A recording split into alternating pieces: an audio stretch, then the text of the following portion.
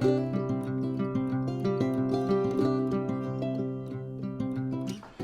and welcome. Today I'm going to make a mutton dish.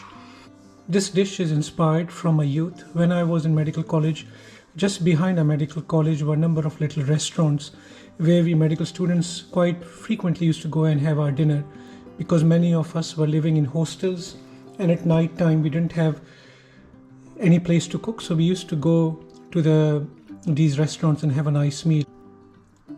One of those restaurants was a very small little restaurant where it used to make delicious food, and twice a week they used to make a dish made out of goat meat, and this dish is inspired by that dish. Although I've not used goat meat today, I'm using shanks of lamb. The reason I love that dish was because it was not just tasty, but it was very cheap. So it was music to our hearts as medical students because we did not have much money to spend in those days.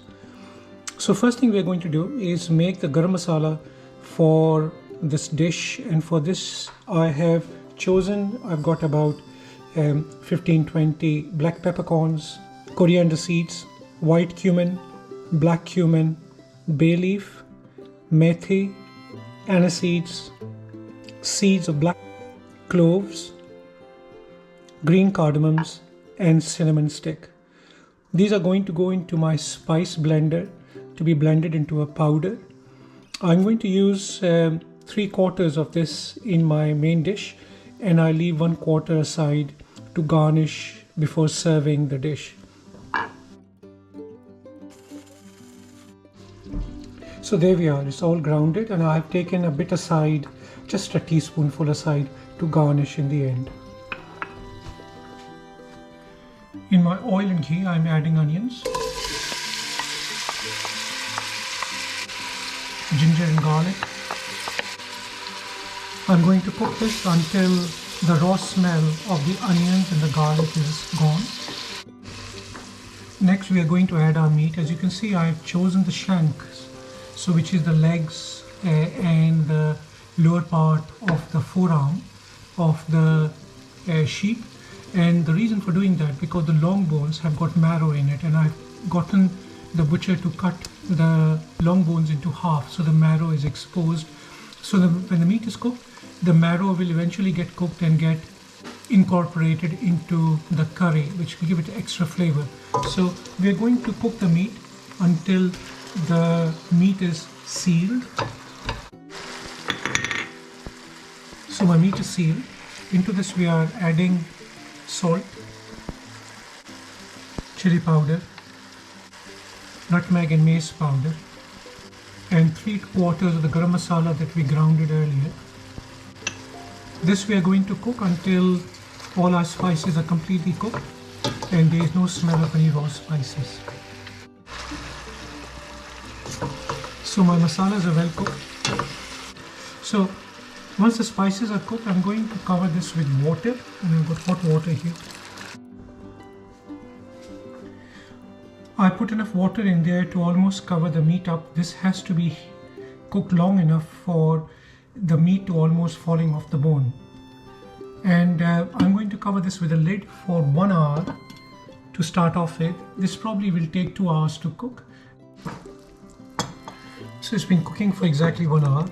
Let's turn the meat around so both sides get evenly cooked. Now into the curry, I'm going to add some plain flour which I have dissolved in water. This is just to thicken up the curry. Mix it around, and I'm going to give this another hour and a half to cook until my meat is almost falling off the bone. So my lamb has cooked for just over 2 hours. The oil, as you can see, has come on top. Smells lovely. Smells a bit like nehari because it has got mace and nutmeg, the same ingredients as nehari has. The meat has just falling off the bone, so it's very, very tender. I'm going to serve it. As you can see, the meat has literally fallen off the bone. Bone is there and the meat is in there. It looks very nice, smells lovely. So let's garnish it. So the garam masala we grounded earlier, little pinch of it, bit of finely chopped fresh ginger, a few chopped green chilies, and coriander, and last but not the least, some fried onions. Okay, let's have a taste. I'm going to have it with chicken biryani a bit later, but it's not ready as yet, so I'm just going to try it with a spoon. You can have it with naan bread. It tastes absolutely gorgeous with naan bread.